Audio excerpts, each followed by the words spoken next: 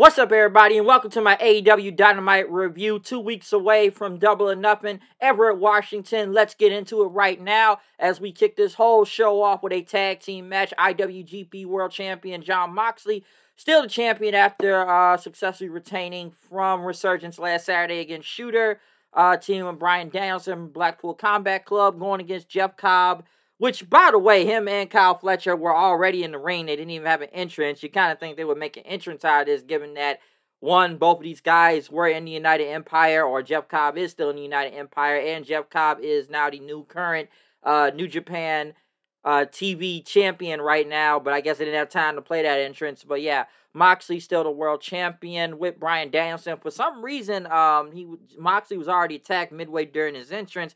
And then Danielson came out, and they played his music for almost like 2 minutes while the match kept going for some reason. It's like his music kept playing while everybody's fighting until they all got into the ring, and then they just stopped the music then.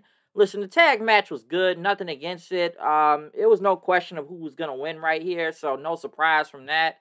Some will wonder, what does this have to do with the, feud with Danielson being involved going against the Elite? Like, what does any of that have to do with anything right now? But yeah, Danielson and Moxley won. No surprise. The running knee hit the Death Rider on Kyle Fletcher, so no surprise from there. Konosuke Takeshita came out and attacked Moxley then after that. Basically, the United Empire and Takeshita just start beating up Danielson and Moxley. Claudio came out with a crowbar for the save. I'm almost surprised Evil didn't come out there and attack Moxley again, given that Moxley didn't even clean off the IWGP World title after what happened on Saturday. But yeah, it's really no surprise who won here. But yeah, what does this have to do with the pay-per-view? Unless, Moxley or Claudio were going to get involved in that tag match coming up at Double or Nothing, then I don't know, because Eddie Kingston is taken out of the match. They did talk about that later on in the show, which, listen, if you've seen that spot he did last Saturday at Resurgence with the whole no ropes thing and going through the table with the guardrail right there, hitting the guardrail real hard, yeah, I still thought that was a really stupid spot. I don't care what anybody says. That was just an incident waiting to happen, and now look what happened. He's injured and taken out of match. I know they played the whole thing with the Elite attacking him too, but that move he did there really was bad after, he went against Gabe Kidd for that New Japan Strong title. But yeah, that was just a bad injury, but still a stupid spot though. But like I said, Claudio with the crowbar and saving the Blackpool Combat Club after that. So yeah, no surprise on what happened there. Edge came out, but as Edge is making his entrance, the House of Black ended up attacking him. Malachi Black got on the microphone, which the fans started chanting, "Shut the fuck up," then. So they chanted that. And then they took Edge's wedding ring then after that. Kyle O'Reilly tried to come out for the save, but the House of Black ended up taking him out. Then they did a triple move onto Edge with chairs in between them and stealing his wedding ring, walking away. So I guess Edge and O'Reilly going to have to get a third partner now. Who they're going to get, I have no idea. So we'll see what happens there. Right after that, the Elite were in the back, basically. Okada talking about his match with Dax Harwood later on tonight for the Continental Championship, so we'll see what happens from there. The Young Bucks went against Christopher Daniels and Matt Sydal. Basically, just a showcase match for the Bucks. I can't say I really cared about that, or even Jack Perry, or whatever he was talking about on commentary. But the Bucks won. They did the Meltzer driver. And then they told Christopher Daniels that, you're fired. We're tired of all the toxicity going around. You'll get your 30-day severance package, and, your family will be taken care of. But he told security to get him out of the ring. And then Jack Perry ended up, pouring one of the Ric Flair Woo energy drinks onto Tony Schiavone and walked off after that. So, it is what it is. I've already said before, I can't take this group. Other than Okada, I can't take the rest of everybody in this group seriously. I just can't, okay? So there you go. Excuse me, I almost choked a little right there. But right after that, Tony Storm was cutting a promo, talking about Harley Cameron. This is a grudge match tonight, and that Serena D better watch out. Watch out, because we don't want to hear your sob story. So I'm glad you did knock me out, so I didn't have to hear it. Malachi Black talked about Edge and this whole barbed wire steel cage match, a Double or Nothing, and yes, I do accept your challenge. As he took his wife, his wedding ring and all that. So we'll see what goes on from there. Hook went against Sebastian Wook. I almost said Sebastian Wook. Hook Wook. Hook Wook. Wook. Wookie. A Wookie. Yeah, like a Wookie. Yeah, that's kind of funny. Chewbacca. Basically Hook won. He had his return match. Right after that, Hook won his FTW title back from Chris Jericho. We haven't seen him since Dynasty.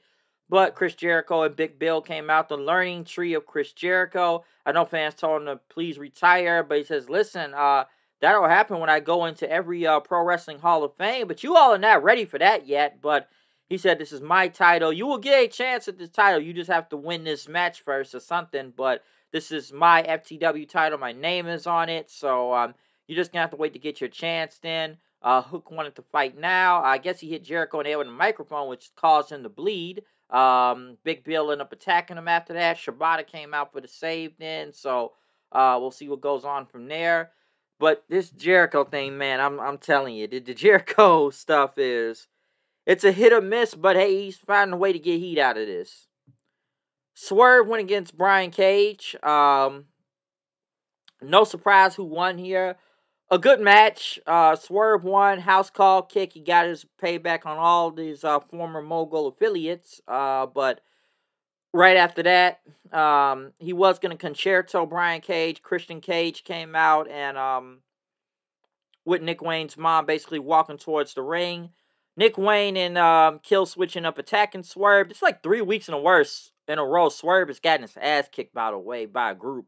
It's like first it's Christian and them, then it's Cage and them. Even though he got his payback on Cage tonight and had a match, still got his ass kicked 3 weeks in a row. As they start beating him up, they end up taking a picture of Swerve's family and then hitting Swerve over the head with it, which he bled heavily, by the way. And Christian says, you see this? You embarrassed my son Nick Wayne after you attacked him in his gym last year, and now I'm getting payback. Let's talk about you being an absentee father and all that. And that, we take your blood tonight. Next, we're going to take your AEW World title at Double or Nothing. So, a good angle to push the feud and everything. So, good stuff. At least it's building upon well. But, yeah, Swerve getting his ass kicked 3 weeks in a row ain't really a good look when he's the world champion. He should be at the top priority on this show. But, it's going more to the elite and everything right now. So, there's a reason why he's kind of in the second banana and all of this going on. Hook and Shibata in the back. Hook ended up, challenging Jericho again. He wants another shot. Samoa Joe showed up saying, like, I thought I saw something special in you, okay? But you falling for the same trap over and over right now. Basically, Hook said, I'll fight you too, Joe. As Shibata uses translators, say, Samoa Joe is too big to be wearing floral patterns. Funny joke, but was it needed here? I don't know. Toni Storm went against Harley Cameron in a grudge match, they said. I don't know how much of a grudge match this was, but Toni Storm won. Storm 0, Serena D watched on the top of the stage. Not much to say from here. So, yeah, Toni Storm won. Will Ospreay and Roderick Strong were in the back cutting a promo, which in the back on each other, which was a pretty good promo. I didn't mind it. It was pretty good, and I'm looking forward to the match. I think it'll be really great. The problem with all of this is that it's for a 4th-tier championship. That's why I don't really care about it at the same time. Don't get me wrong. It's Will Ospreay and Roderick Strong. It's going to be great. It's just y'all fighting for a 4th-tier belt that nobody really cares about. So, there you go. Right after that, the contract signing for Willow Nightingale and Mercedes Moné happened for the TBS title at Double or Nothing. Mercedes was out first. Did a little stripper dance and walk to the ring. Willow was next after that, which I have to say, this is a really good segment. A very good segment. Willow talked about the legacy of this title and the legacy of TBS and how pro wrestling had started 50 years ago on its network. And, she talked about her Titantron where she says, nothing matters, smile anyway. As Willow said, this title means a lot to her, and I'm not just going to let you walk in and take it away from me at Double or Nothing. Willow signed the contract. Mercedes, who did get booed out here, basically tried to do the whole CEO chant thing, which you got some people to say it, but it's not just a catchphrase, while you've been training, I've been changing the game, okay? I main evented in Brooklyn and all that.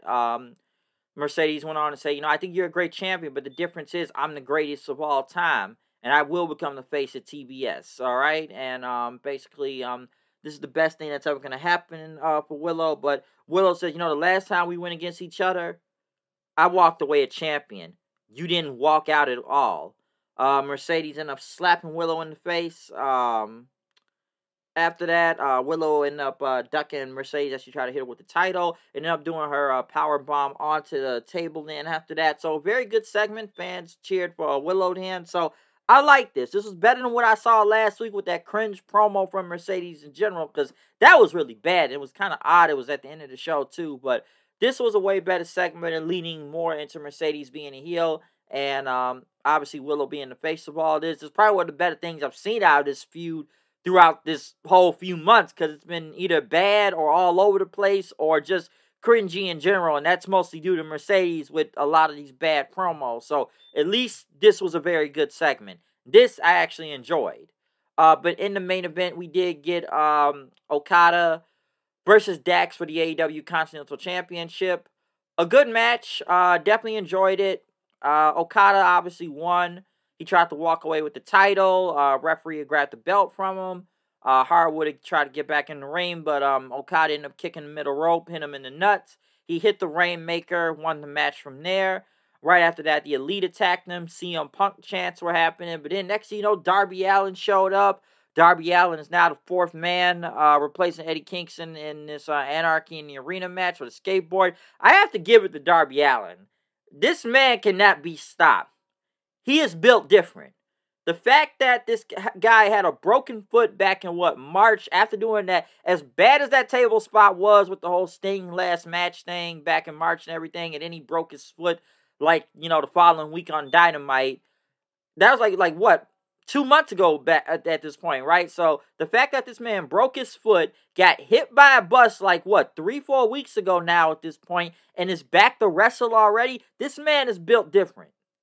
He is built different. He has a high tolerance of pain that he could just come back like that, because that is very surprising. I'm surprised he's even medically cleared to even do this match. And here's the crazy thing. You're bringing him back in a match that involves a whole bunch of weapons and crazy-ass spots, which we know how these Anarchy and Arena matches go, where it's going to be insanely dangerous and all that. So it's kind of crazy that this guy's not even coming back to a regular match. You're already putting him in something that's already insane.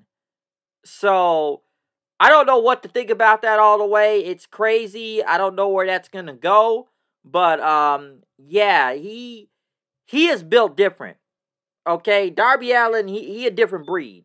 That's all I got to say about him. Because don't nobody just come back from something like that. Okay? So, that's insane. But, other than that, decent episode, way better than what I saw last week, because it was really bad last week, okay? That's why I didn't review that show, of how bad it was. But, yeah, about, 2 weeks away from Double or Nothing. So, yeah, we'll see what happens then. Comment, subscribe, follow me on Twitter at HoodedKnight890. I'm out of here. See y'all then. Hit the like button, hit that notification bell, and peace out.